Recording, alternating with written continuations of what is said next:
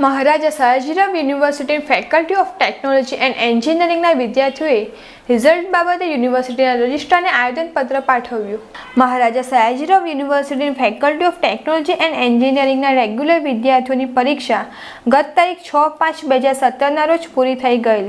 જ્યારે યુનિવર્સિટીનો નિયમ 45 દિવસમાં રિઝલ્ટ જાહેર કરવાનું છે, તેમ છતાં હજી પ્રથમ, દ્વિતીય તથા ત્રીજા વર્ષનું પરિણામ જાહેર થયું નથી.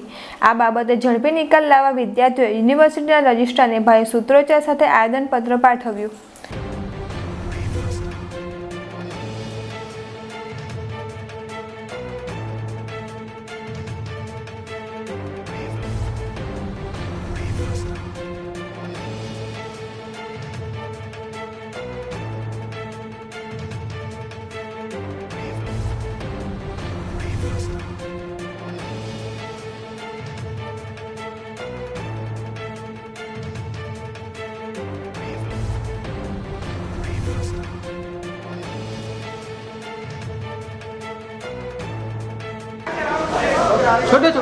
આજે અખિલ ભારતીય વિદ્યાર્થી પરિષદ દ્વારા ફેકલ્ટી ઓફ ટેકનોલોજી અને એન્જિનિયરિંગના વિદ્યાર્થીઓનું રિઝલ્ટ નથી આવ્યું એ બાબતે રજૂઆત કરવામાં આવી હતી, જેમાં આજ સુધી અમારી એક્ઝામને 45 દિવસ પૂરા થઈ ગયા છે, 60મો દિવસ ચાલી રહ્યો છે, છતાં પણ હજી સુધી અમારા વિદ્યાર્થીઓનું રિઝલ્ટ ડિક્લેર નથી થયું. જ્યારે યુનિવર્સિટી અને યુજીસી ક્લિયરલી કહે છે કે 45 દિવસમાં રિઝલ્ટ ડિક્લેર થઈ જ જવું જોઈએ કોઈ પણ સંજોગોમાં, બરોબર, છતાં પણ આજે ડિક્લેર નથી થયું. થર્ડ યર સિવિલ એન્જિનિયરિંગ લઈ લો, ફર્સ્ટ યર સિવિલ એન્જિનિયરિંગ લઈ લો, second year textile engineering, second year textile technology, part time degree, masters of engineering, pharmacy, આટલી બ્રાન્ચના રિઝલ્ટ હજી સુધી ડિક્લેર થયા નથી. મતલબ યુનિવર્સિટીના સત્તાધીશો કરીશું રહ્યા છે, એ લોકો કહે છે કે અમે રિઝલ્ટ અપલોડ કરી દીધું છે, અમે રજિસ્ટર મેડમ અને વીસી સરની બંનેની સામે રિઝલ્ટ ખોલીને બતાવ્યું કે રિઝલ્ટ હજી સુધી આવ્યું નથી, છતાં પણ માનવા તૈયાર નથી ને એવું બાનું આપે છે કે તમારા મોબાઈલમાં રેમ નથી.